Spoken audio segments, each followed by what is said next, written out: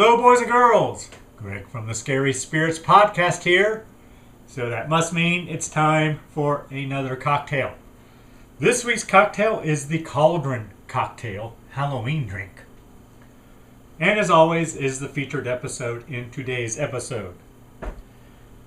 First, we're going to rim our glass with sugar using Sprat. I use 7-Up and sugar. Next, we're going to add rum. 2 ounces of rum to the glass.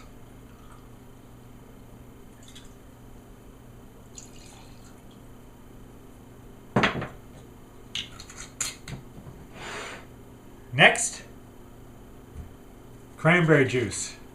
I'm using diet cranberry juice. 3 ounces.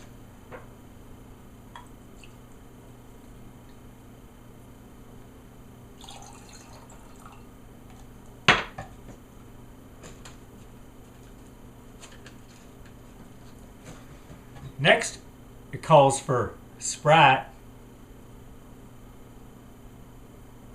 I'm using 7-Up, lemon lime soda. It doesn't say how much. It says 1 Sprite can, 7.5 ounces. I guess we just put the whole thing in there, boys and girls. I don't know. Well, I can't get the whole thing in. And a little black food gel. A little. I don't know what that means. There, we'll see. And then we stir.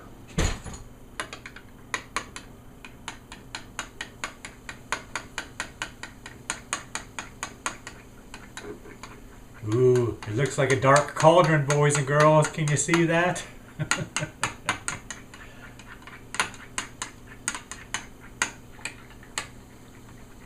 I got lots of black little particles in mine here. Here, let's turn it this way.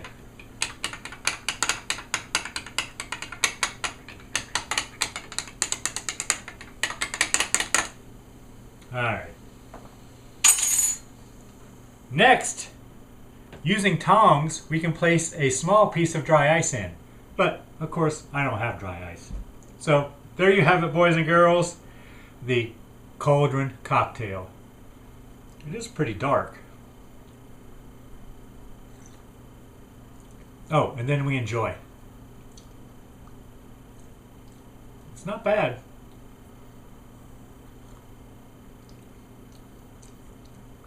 I'd probably like it better if I had some Sprat, but, you know, we do what we can. Thanks for watching. Hope you enjoy the podcast. See ya. When I was young, way back in the day, my mom would load us all up in our big yellow van and take us to the local drive-in theater. And we would watch a movie just like the one on this week's episode of the Scary Spirits podcast, Disney's animated film, The Black Cauldron. It's classic Disney. Beautiful illuminated skies, lots of comic relief, and no parents to be found. Luckily and predictably, the pint-sized protagonists make all the right decisions and sacrifices to save the day. As an adult, the temptation to command an army of skeletons to do all my evil deeds and exact my revenge is, suffice it to say, rather tempting. Perhaps that is why we leave these types of decisions to the youth. Cheers! Welcome to the Scary Spirits podcast. Please be advised that the presenters may use adult language and or discuss adult situations. This podcast is not intended for younger listeners or those that may be easily offended. So, if you're ready, let's go.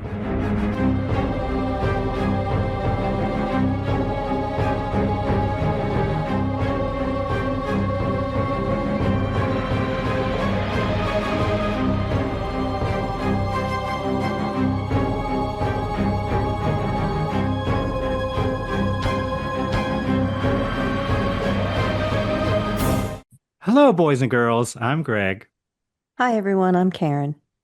and welcome to the Scary Spirits Podcast, the podcast that combines the two very different but highly compatible worlds of scary films and alcoholic spirits.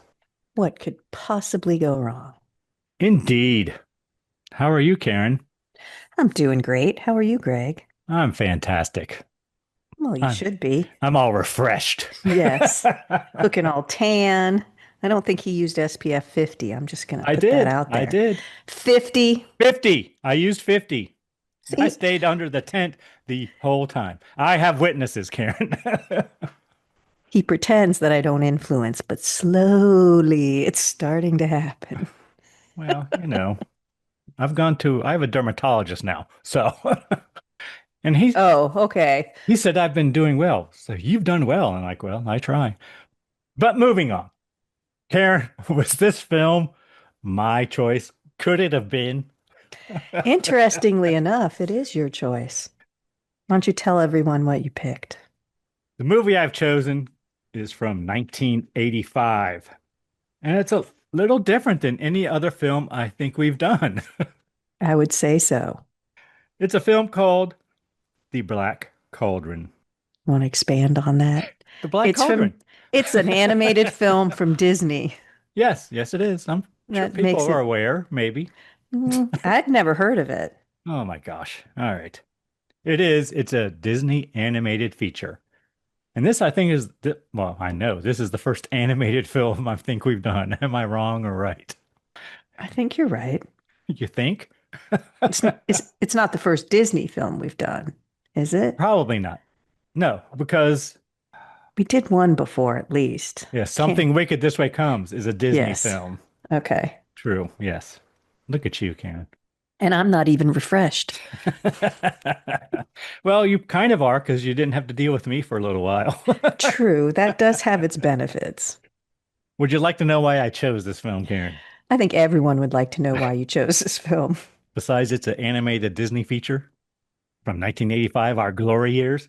It is because, Karen, this film was released on July 24th, 1985. And this episode we are recording at this very moment comes out July 23rd, just like a day or two away. Wow. Very timely, Greg. Yeah, we're not recording this one very much in advance. You're welcome, boys and girls. Was there any other reason you chose it? Have you seen it before? I haven't, but I've always wanted to. Oh, because I read briefly when I was looking up the plot summary and everything. It has a cult following, so I wondered if maybe you'd seen it before. I remember when it came out. I've wanted to see it ever since then, but it disappeared pretty quickly from the theaters, Karen.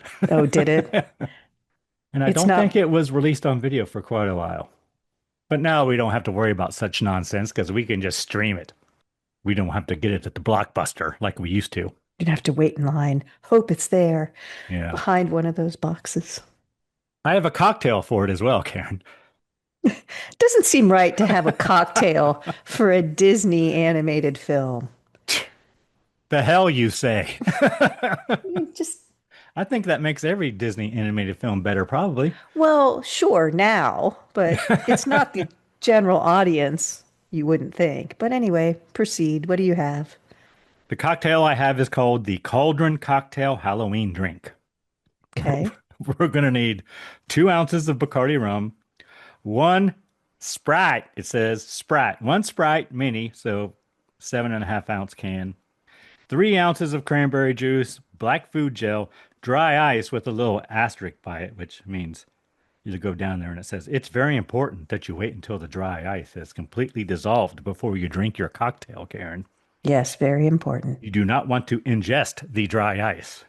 You don't want to freeze your innards. Dry ice will burn you, so either use gloves or tongs to place it in your drink. That Of is course, true. we don't keep freaking dry ice around. And sugar sprinkles. I just use sugar. I don't know what the difference is between sugar and sugar sprinkles. Sprinkles are like the jimmies, aren't they? They're like the cute, more like larger sprinkles. Yeah, I think. Okay. Or maybe Oh, color. like sprinkles. Yeah, like you put on the ice cream. That's what I thought. Pure sugar sprinkles. Well, they sell all kinds of colors now. You But do. maybe it's just sugar. I don't know. Maybe I went out of control. So we're going to swipe the rim of our glass with a little Sprite. Karen, I was so disappointed I did not have any Sprite in the house. How is that possible? I don't know. Maybe because I've been on Oh, true. You've been refreshing. assignment. You were refreshing. But I did have 7 Up, which is a lemon lime soda. So I'm like, it'll do. You'll do in a pinch. Yep. Dip rim of glass into the sprinkles. And it says, I find it easy if you place the sprinkles on a plate and then spin the glass rim in the sprinkles. That's exactly, I didn't use a plate. I used a saucer or a, what's it called? Not a, is it a saucer that you put your teacups in? Yeah, the cup Yeah. and saucer. Yeah, Yeah. yeah. That's what I used. And then in our sugar rimmed cup or glass, that threw me off. I'm like, what are they talking about? Add a cup of rum? It says add rum. You can see how I could get confused. You've got a very tasty drink over there, It's don't you? got it's got cup and rum like almost right next to each other. So we're just going to add 2 ounces of rum, cranberry juice, or the 3 ounces of cranberry juice. It says Sprite. Figured that meant the rest of the can, so I poured it all in, or as much as I could, and a little black food color gel.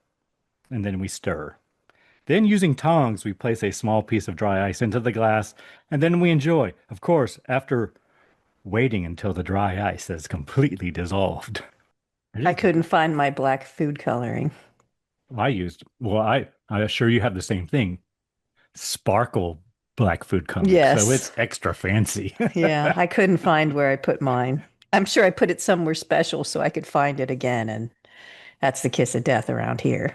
All right, Karen, should we give our friends and listeners time to make their own Cauldron Cocktail Halloween Drink? Well, of course. Hold on.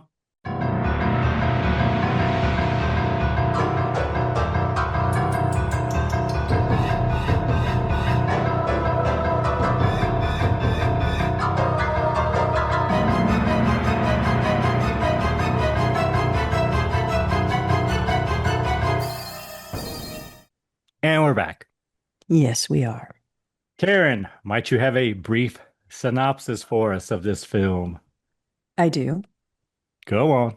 Tell us all a Disney story from 1985. In the land of Prydain, lowly pig herder Taran dreams of becoming a gallant knight. Young Taran receives his heroic calling when the evil Horned King kidnaps Henren, a prophesizing pig that had been entrusted to Taran. Now, with the help from his furry sidekick Gurgi and Princess Elenway, Taran must locate the magical Black Cauldron before the Horned King is able to use his mystical powers to summon an army of the undead. Thank you, Karen. We are a match.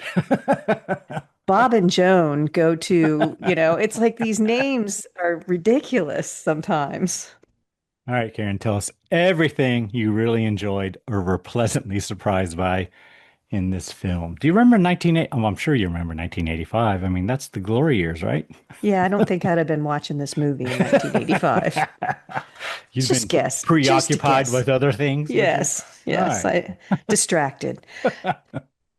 It's a film that reminds me of good times as a kid, where we'd go to the drive-in. This kind of movie we'd watch. We watch mostly Sinbad movies at the drive-in. But this is something that we would have seen there. So there is that. It's very Disney. The whole story's Disney.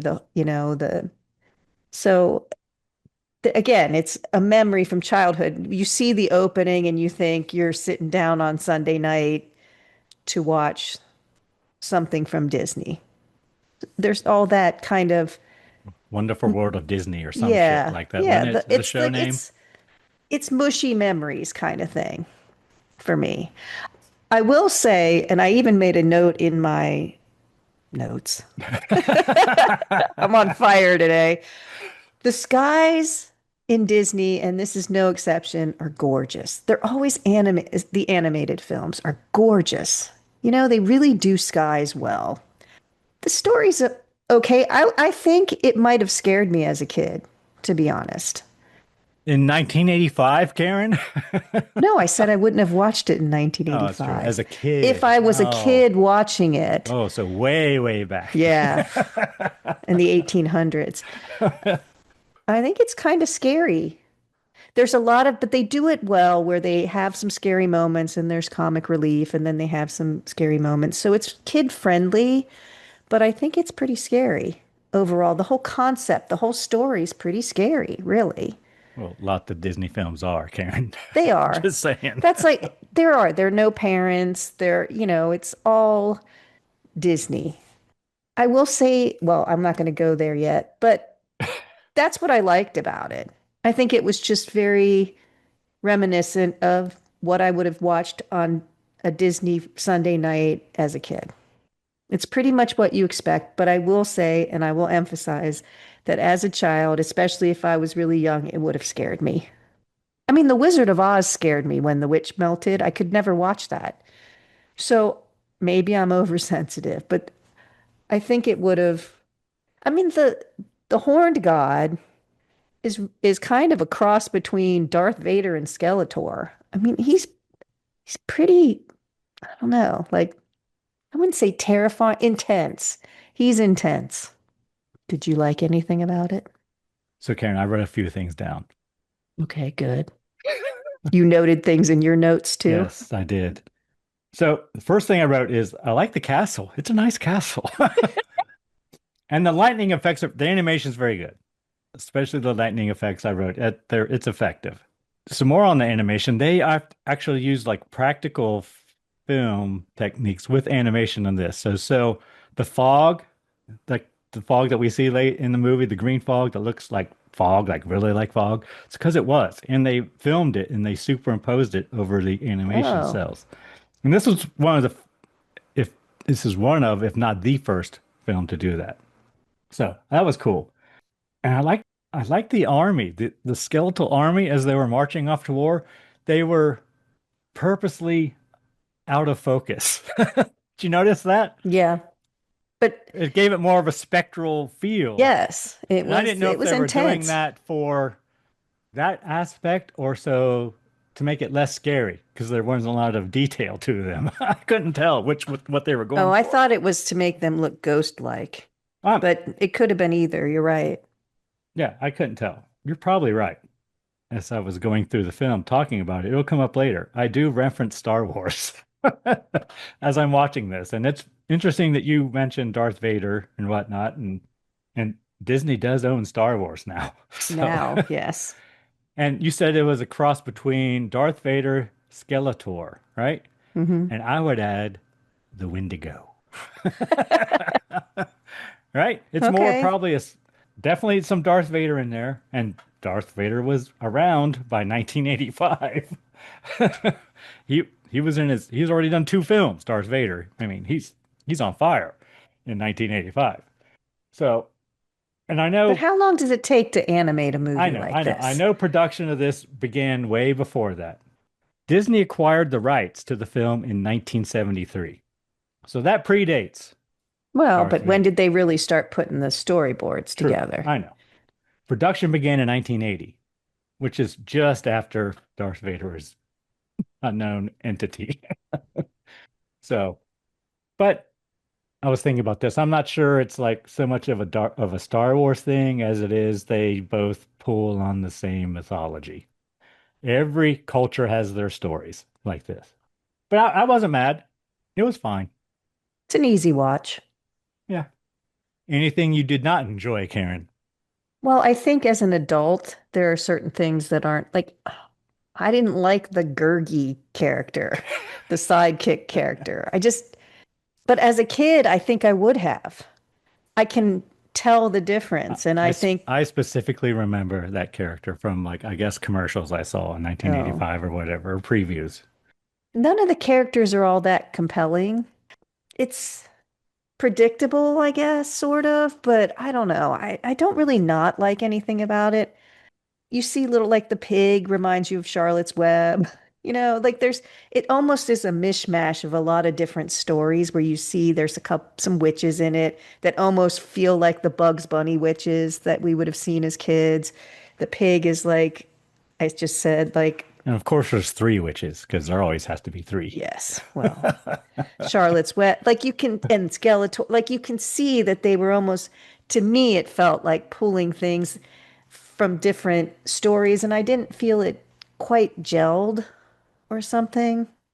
I don't know, because everything is there. The story in Disney films are very similar. They just changed the characters, I think. So the story is there, but it just didn't feel, I don't know. There's the hero, the sidekick, the princess. There's all the things. The mentor. Yes, No. and the evil entity, and it just didn't seem to click for me. There's elves, there's the grumpy elf. Like there's all the things that have been very successful for them, but somehow it just felt disjointed or something. I don't know. So this is based on some written works, apparently, which are in turn based on Welsh mythology. It's based on there's the Chronicles of Prydain. Prydain, is that how you say it? Hmm. Which is a five-part series of children's high fantasy coming of age novels. But Apparently. based on Celtic myth? Yeah, based on Welsh Oh, Welsh mythology, apparently. mythology. Okay. Probably based on a lot of things, but predominantly Welsh mythology. But like I said, everyone's got their stories, and they all are very similar. Sure. Yeah. Is there anything you didn't like about it? Well, I didn't have anything written down until we started talking about it. And the first thing I wrote down was the names. The names of these characters are stupid. Unless they're based on real Welsh mythological Logical. characters. Yeah. Okay. I think a lot of times, having read fantasy books and things, whenever it's kind of fantasy or mythological, they always seem to use these, I don't, just complicated names because it has to feel so different than what's going on in our lives now. Because it has to feel like a whole nother world. And to do foreign that, thing. even just, yeah, like so outside your world that it's fantasy. And I also wrote they tried to pack a lot into a short time period, especially the characters, because we have a lot of characters for a film that's 80 minutes long, I think. Yeah, and I don't think they really gave the princess much to do. I mean, I don't think Well, she she's needed. just a girl, Karen. I know, but she doesn't really even need to either give her more to do or don't put her in it. Like she really didn't do anything. She didn't really come off as all that great, did she? No, I don't think so. No. And it's not a horror film, Karen. It's just so there you go. Those are my Has the tiniest bit. The story has the tiniest bit of horror. yeah, it'll It's scare almost you like any other Disney film would scare you as you're a kid. They all have their thing in it. yeah, and it lasts for about the same amount of time. Although you see him a little more, I would say Like Chernabog. Remember Chernabog, Karen? That's no. my favorite Disney villain. Look that up, boys and girls, if you don't know. He's from Fantasia. Oh, And that's quite the sequence in that film. If you want to go watch it. I think they could have. Pretty good, Karen. All right, I go think on. they could have made this much more of a horror film. The story's there, but I think because it's geared towards young children, it just didn't go there. But by now, every young kid has seen Star Wars. True. And I guess it's on the same par as Star Wars, actually. But Star Wars isn't considered horror. and that's my point exactly. It's not a horror film. It's just got things in it, but it's got skeletal armies, but for like But a so does minute. Pirates of the Caribbean Right. or The same kind of Caribbean. thing. Potato, potato. Yep. However you want to say it. All right. Anything else? No, I think that's it. Okay. What kind of cocktail rating would you like to give this film, Karen? Well, as a film, I think it's a 3. As a horror film, it's a 4. Yes, I would agree. It's a 3. Because there's not really that much horror in it, but I still stand by, like I said, it would have scared me when I was younger. 3 cocktails. It's a feel-good story in the end. It's a Disney film. Everyone lives happily ever after, except the evil people. You're in trouble. Don't get yourself in a Disney film, Greg. Oh, I'm aware, Karen. I'm well aware. What are you saying? You don't light up a room? No, I'm just saying if I got transported to Toontown, it wouldn't be good for me. Okay, you're definitely aware. That's funny. Karen, it's me. Stay away from Toontown. All right, three cocktails. Would you like to hear a review from the time, Karen?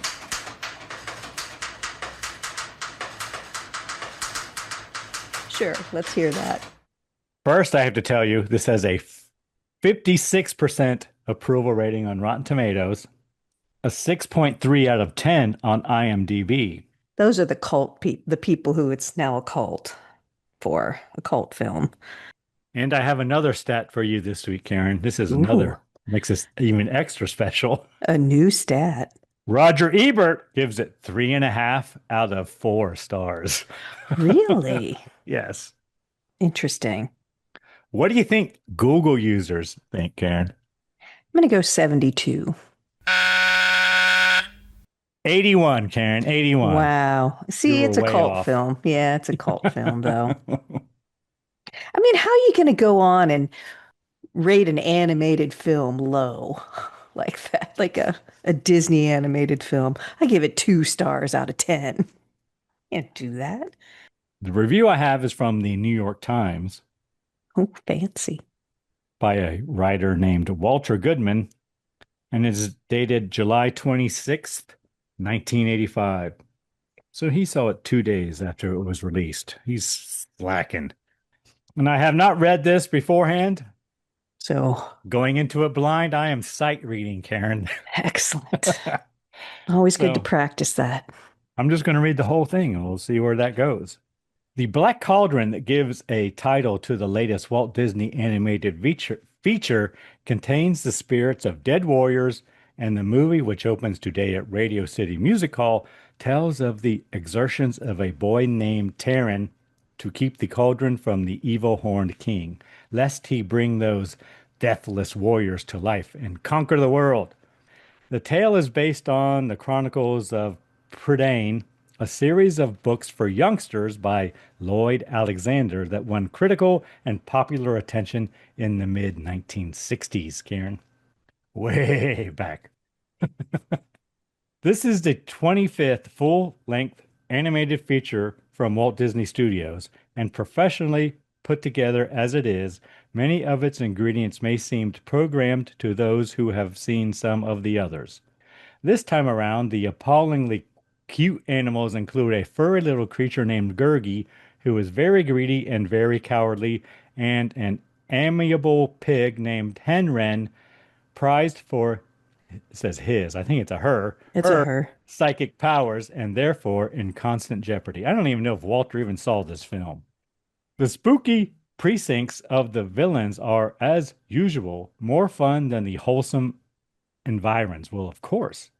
The Horned King's ominous castle is guarded by frothing dogs and a pair of swooping dragons. The resident thugs are supervised by a dreadful-looking neurotic toad named Creeper, who adds zest to the proceedings whenever he lurches on. Villainy seems to inspire the animators. Well, duh. Their work gains force with the appearance of the king, whose death's head is shrouded in an enormous cloak and reaches a sinister climax when the skeletal warriors troop from the cauldron. With the help of sound equipment, John Hurt brings a cavernous voice to the role of the king. He has the best lines. He inquires of the captured Taran, "You are the keeper of this oracle, pig." I don't do a good Horned King, sorry. You don't have the right equipment, I don't. so to speak. I don't like your tone. I meant your horns. What do you Oh, mean? yeah. Well, I do have some here, but never mind. The good folk have vaguely Welsh-sounding names like Fluder Flam and Dalbin and Princess Eilenwy. Eilenwy? I don't know. I still don't know how to say her name. But you will have no trouble recognizing their types from other Disney productions. Taran does everything expected of a Disney hero. He is foolish and daring and extremely lucky and becomes a better person for his adventures. Oh, the princess tells him, only too accurately, "You're so boring." But then she isn't exactly a ball of fire. Like these characters, the magic appurtenances, the flashing sword that demolishes bad guys, the dancing bauble that shows the way to good guys, the lyre that breaks a string at the sound of a lie, seems familiar and overworked. But maybe the problem is in the eye of this beholder. The producers report that The Black Cauldron is the first animated motion picture to be shot in 70mm since Sleeping Beauty in 1959. People old enough to recall their delight at earlier feature animations, no doubt burnished by memory, are not, of course, the audience at which The Black Cauldron is aimed. Nor, apparently, is it aimed at youngsters who have had a taste of more sophisticated animation of the Star Wars breed of movies. Quite possibly, the little kids for whom the people at Disney work will find this sort of magic in The Black Cauldron that their parents found in The Sleeping Beauty, and can it be so long ago, that their grandparents found in Snow White and the Seven Dwarfs. I think he liked it, but he's not sure other people will. There you go. Is this your first time listening to the Scary Spirits podcast? Or maybe you're a regular listener, but missed a few along the way. No worries. Not only can you find every episode on our website, scaryspirits.com, but you'll also get to enjoy awesome show notes too. I just want to say we really appreciate your support. Now let's get back to the show.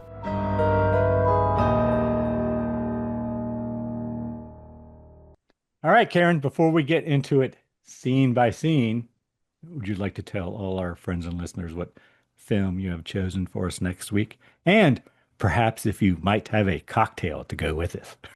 Well, I have chosen the 1992 film, Buffy the Vampire Slayer. Any reason you chose that film, Karen? Well, it came out on July 30th. And if you're listening to this podcast in order, that's tomorrow. Oh, July 31st. I apologize. It comes out. What year? It came out in 1992 on July 31st, which is tomorrow. 1992. If you're listening in order. And what could our cocktail be, by chance? It's called The Vampire Slayer. I see what you did there. It's a big jump.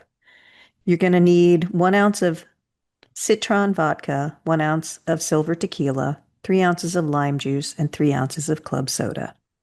Pour the vodka, tequila, and lime juice into the cocktail shaker with ice. Shake well and pour into a martini glass. Add club soda and stir. Garnish with the lime peel. Very Lanai. Can I use Grey Goose vodka if I want? It's the citrus flavored vodka that you want. Oh, well, I have. Because it's absolute citron I have vodka. some Smirnoff, I think. That's citrus, yeah. It's the citrus flavor that you're looking for. Okay. It's a Lanai drink, I believe. Ah, memories for you, Greg. I do love my Lanai drinks. Under the tent, it would be perfect. All right. Well, I'm sure we'll all look forward to that. This is not the television Buffy. This is like a different Buffy, right? Yeah, It's I've like never seen this. Never seen the movie. And everything, right? I don't even know. I've only Christy seen... Swanson is in the film, right? Yeah, I've never seen even any episodes of the TV show. I haven't either. I've seen clips and things. It looks like it would be fun. I just never paid attention to it. But yeah, this started it all. Okay. Are you ready to get into the Black Cauldron, scene by scene? Let's do it. But before we do it, would you like to guess which is considered the scariest Disney film? Wow. I think that is, I think that's Snow White. That's number 3. Ah, so that's 3? Good. Yeah. So I'm going to lead up. Isn't that the one that have Maleficent in it? Maleficent? Yeah, whatever it is. Yeah. Okay. It's not Fantasia, is it? No, that's number 4. So I'm starting from 4. Right. Fantasia's number 4. All right. Which is renowned. Pinocchio's pretty scary. Pinocchio scared me. I didn't want to turn into a donkey, but go on. Fantasia is renowned for its frightening imagery and dark demonic figures. Snow White and the Seven Dwarfs have the evil queen who transforms into a hag Yes. and attempts to poison Snow White. Number 2 is the Black Cauldron for its intense horror elements Well, good. and its skeletal minions. And number 1 is Pinocchio. See, it's very scary. This Especially classic the is little boys. Yes, here you go. This classic is remembered for its disturbing depiction of Pleasure Island, where boys are turned into donkeys and sold into slavery. The film's dark atmosphere and themes of temptation, greed, and moral corruption can be quite unsettling. I'm taking that as a win, Karen. Yep. Ding, Should've ding, gone- ding, ding. You should have gone with your gut.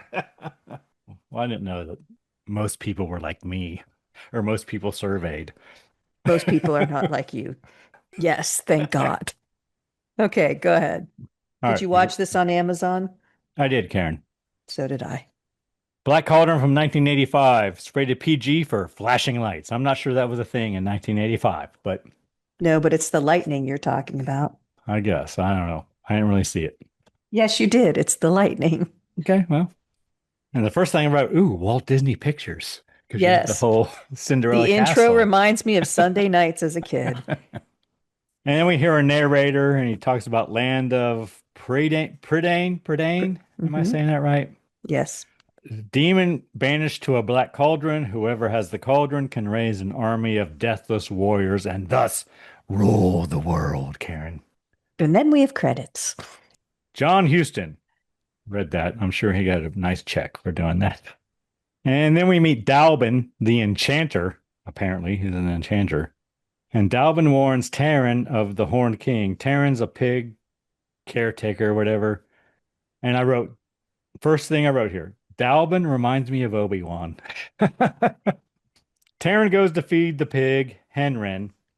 Well, And- because Taran wants to be like this Taran. warrior. Is it Taran? Tell me I right thought now. it was Taran, but All right, I'm doing Taran now.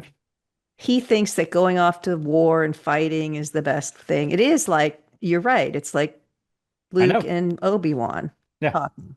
But Next he's thing a pig. Yeah, he has to go take care of the pig. Next thing I wrote is Taran thinks he's a warrior. He does not realize that wars not make one great. Because that's what Yoda would say. Wars, and he did. Wars not make one great. Very Star Wars. Dalvin tries to tell Taran that Henrin is a very special pig. Taran gives the pig a bath. Pig freaks out. You know what, though? Wait a minute. Because now that you mentioned Star Wars, Taran goes and he kicks the dirt because outside the pig thing. And that's exactly what Luke does. I know. Because I remember, it's silly, I but want to go into town with my friends and get some. I don't know what whatever. he says, but he kicks the dirt. And I remember watching it because it came out again much later. And there was a rewatch on the big screen. And everybody laughed when he did that because he was Acting like a little kid. Yeah. Yeah, which when I was younger, I didn't laugh, but the whole audience laughed when he kicked the dirt. Like, Exactly. don't want to do it. And I have in my notes that Taran kicks the dirt. I didn't put it together then. That's funny. Pig freaks out while he's getting a bath, and Dalbin tells him to bring the pig inside. So then Dalbin says some magic words and stirs a pot of Wait, water. before you start, obviously Taran loves the pig. He doesn't want to be taking care of the pig all the time, calls her spoiled and everything. But He would have, miss her. Yeah, they have a good relationship. He would not leave the pig. Right. He would take loves, the pig with him. He loves the pig. Okay, now proceed. Dalbin says some magic words and stirs a pot of water. The pig's head falls into the water and it acts like a crystal ball. The water does. And the Horned King is searching for the Black Cauldron, they learn. And the Horned King apparently knows about Henrin because they see Henrin running. Dalbin has Taran take the pig to the Forbidden Forest, Karen. Go into the Forbidden Forest. Take You'll the be pig. fine. Until Dalbin calls for him. I'll call for you. I'll send someone to come get you. So then we cut to the Horned King. We see him for the first time. And it's a pretty grand entrance. and he wants to use the Black Cauldron to bring his army of death back to life, as you do. Well, who wouldn't? Yeah, if I had an army of dead warriors. Then we cut to Tarn and the pig in the forest. Again, Tarn has imaginations of being a great warrior, and Henrin runs off while Tarn's having his delusions of grandeur. So Tarn goes to look for the pig, which is another Star Wars line. You're welcome, boys and girls. So then Tarn meets Gurgi while he's trying to find the pig. And Gurgi wants munchies and crunchies. As Yes. soon as I heard that, I'm like, oh, yeah, I remember that. Having munchies and crunchies? No, I remember, yeah, him saying that. Uh-huh. Okay. And probably having munchies and crunchies as well. Maybe that's why I liked him at the time. He is kind of annoying now. Your spirit animal. So then we see the pig being chased by dragons. The dragons were impressive. I did like the dragons. Well, Disney has lots of practice with dragons. Yeah, black dragons going through the air. Dragons grab the pig and fly away. Taran tries to hold on to the dragon's tail, but another dragon knocks him away. And I wrote beautiful skies here. Probably not beautiful, but probably good looking. I'm not sure Stunning. beautiful is the word. Yes, that's a better word. Because I'm sure it's dark and foreboding. Well, I think it was orange and purple. They just Yeah, do a lot yeah. of. Beauty is in the eye of the beholder, Karen. Well, then it's beautiful. So then Tarn watches as the dragons fly to the castle of the Horned King. Tarn makes his way to the castle. He sneaks in. I guess he tries to get Gurgi to go with him, but Gurgi refuses, right? Yeah, and it's quite the climb up there. So he sneaks in. We see men having dinner, and a gypsy woman dances. And then we meet Creeper, who is like this little toad-like creature. Horned King arrives. They bring in the pig and demand it show where the Black Cauldron is. Of course, Tarn is watching this from above somewhere, and then he falls. And so then they force Tarn to force the pig to show them where the Black Cauldron is.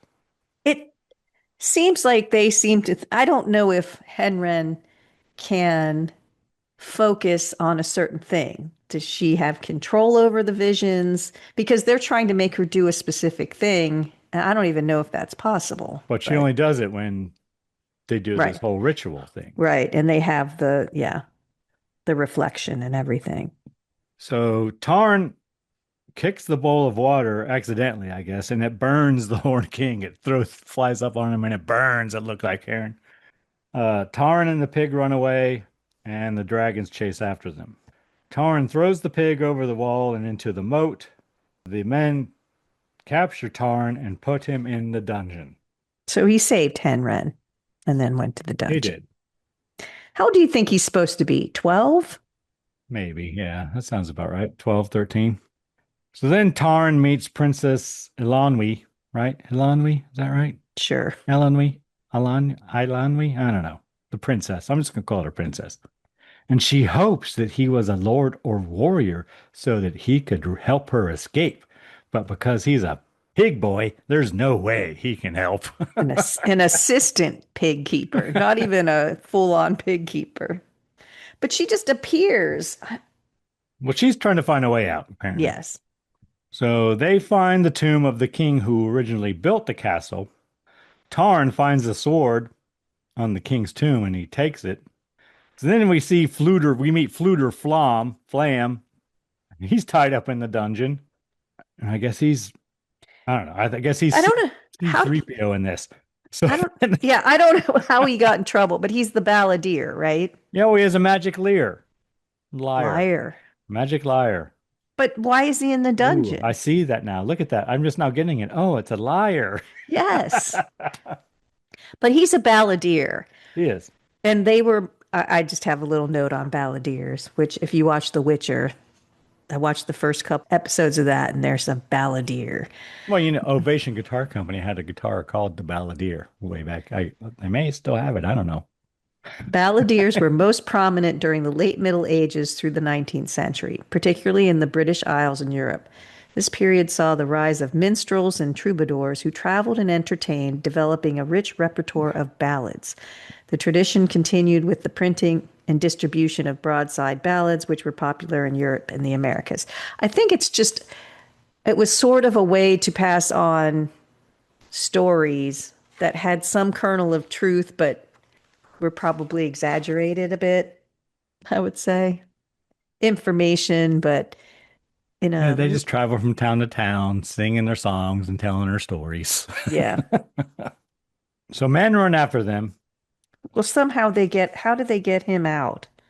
Well, He has the sword. Okay. Taryn drops the sword and drops down to retrieve it under like a little like bridge thing. And the axeman tries to hit Taran, and he blocks the axe with the sword, and it totally destroys the axe. Yeah, it's a And I magical wrote, sword, apparently, it is magic. like a lightsaber. Ooh, look at you, Karen. Taran grabs the princess. There's a princess, and they run out. Yes. They go untied the balladeer also. Yeah, and they cut open barrels of wine so that the men following them slip and fall. Taran uses a sword and cuts the chain to the drawbridge. They escape. They get away. So then we cut to the creeper telling the Horn King that the pig keeper escaped. And the Horn King sends the dragons to follow Taran. The Horn King isn't too upset because what's his name? The little helper, Creeper, is scared to tell him what's happening. But the Horn King is like, well, they'll lead us to the pig. So then we'll have the pig again. Yes. So in the woods, Taran and the princess fight. They argue. He calls her a silly girl. Blah, blah, blah. Fluter Flam tries to keep the peace, I wrote. He's telling her, he did all these things. And she says, well, it wasn't you, it was the sword, which was kind of funny. What does a girl know about swords?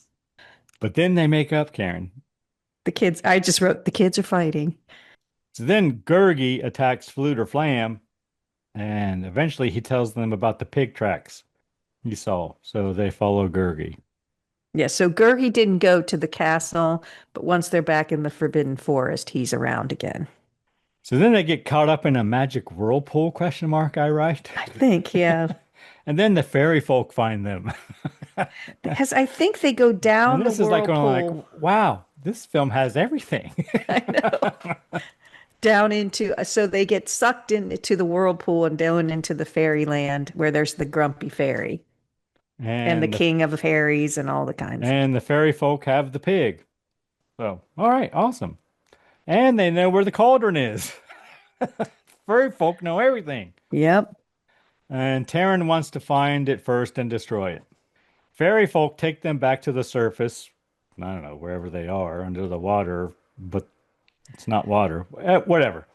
But there's an older fairy named Dolly, and he guides them to the forest where the cauldron is hidden. And he's kind of like the get off my lawn fairy folk. Yes, he is. I like Dolly. So they find a house filled with cauldrons.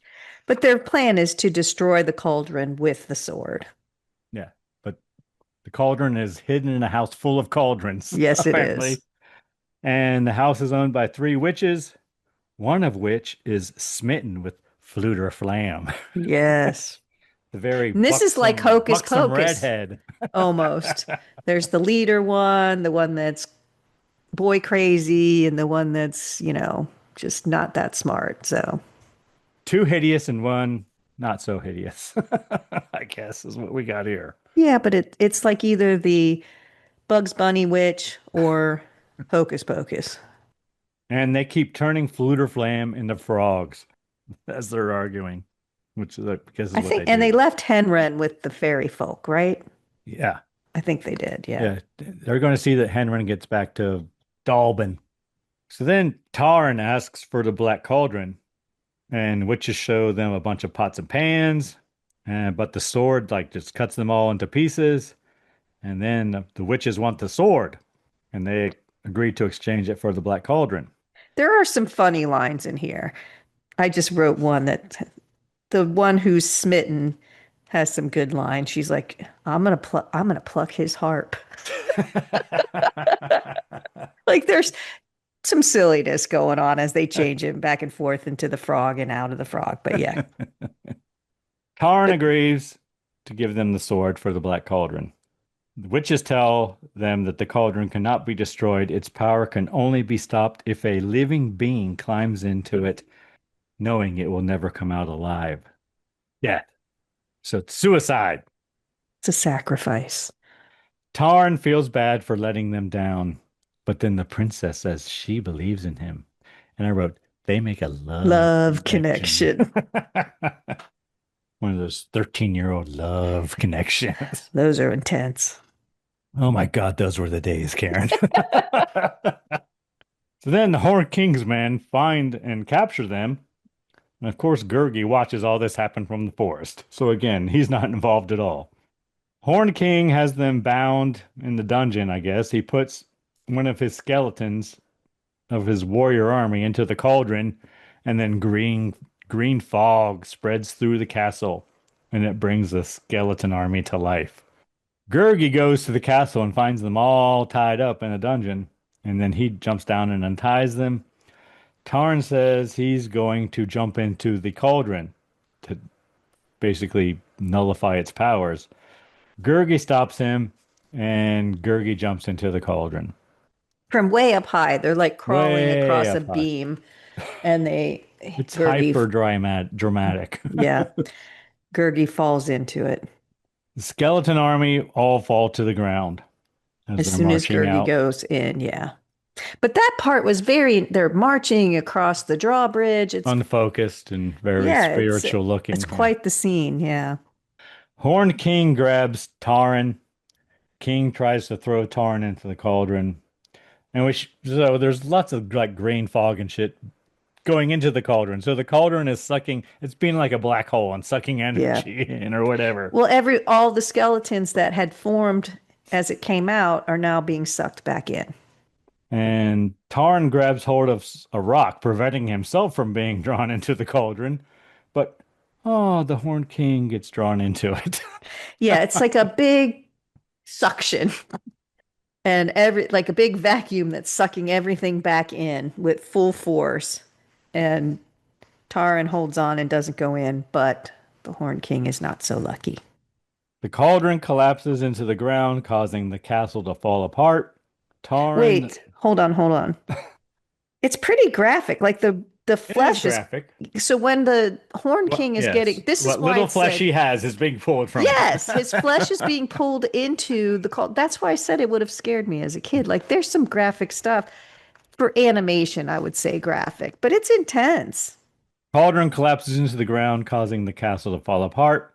Tarn, the princess, and Fluter Flam find a boat and make their escape.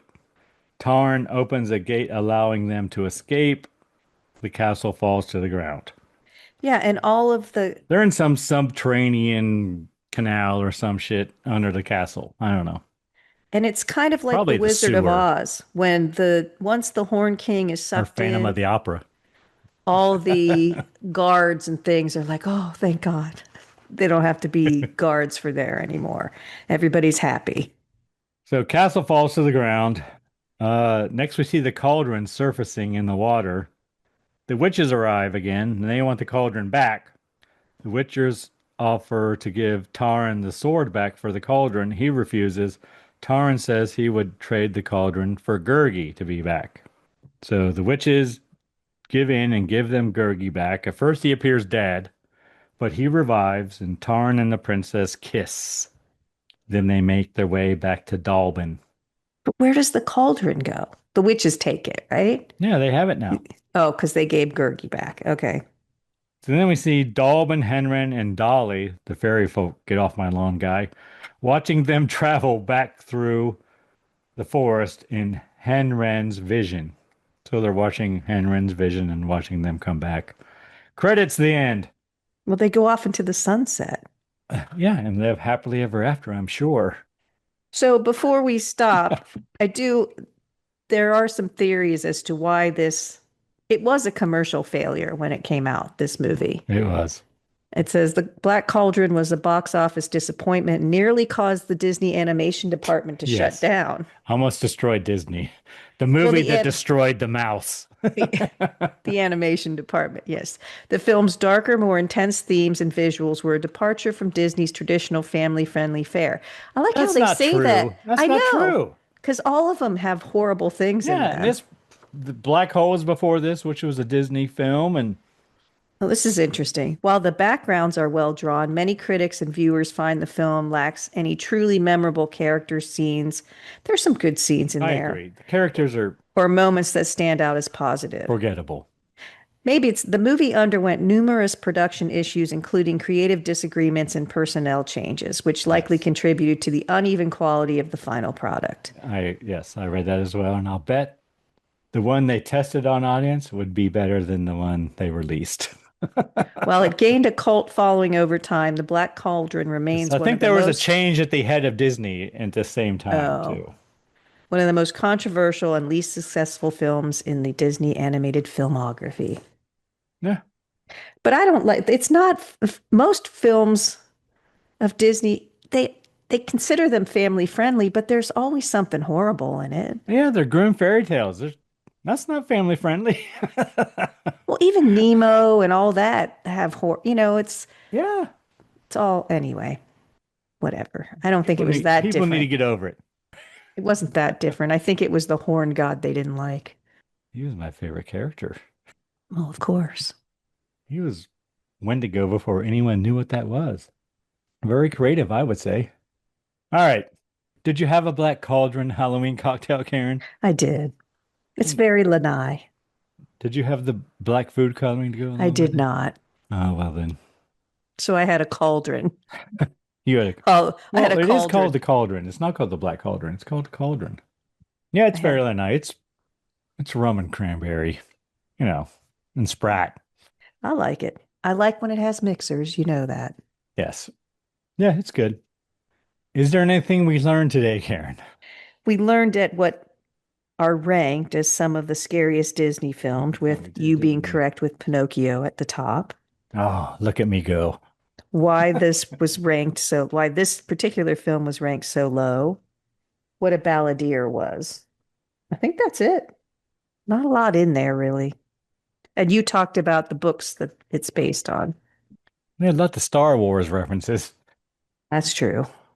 as you do. Whenever possible. So apparently I've learned, Karen, on whatever I was doing for the last couple of weeks, my refresher, Your refresher, yes.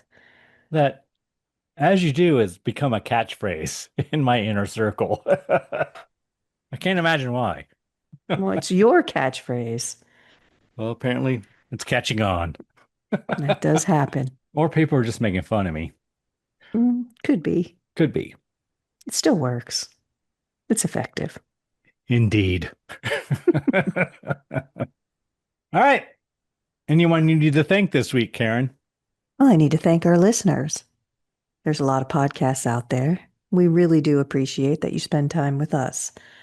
What about you, Greg? Who do you need to thank? Karen, this week I'm going to thank our friends in the Buckeye State. Shockingly. They should step up every week. Preaching to the choir, Karen. And I wasn't even in the Buckeye State, so it wasn't me listening. So thank you, Buckeyes. And of course, the band Verse 13 for providing all the music in the Scary Spirits podcast. Were your kids listening? Did they boost the Buckeye State numbers, did they? No. All right. The music definitely makes the podcast better. Anything else, Karen? Please drink responsibly. Yes. Thanks for listening to the Scary Spirits podcast, where the movies might be iffy, but the drinks are always solid. We would love to hear from you. You can find us on Facebook, Instagram, and YouTube at Scary Spirits Podcast, or go to our website, scaryspirits.com. And if you want the direct line, email us at info@scaryspirits.com. If you really want to help us out, leave us a review on Apple Podcasts. And remember, always drink responsibly. See you next week.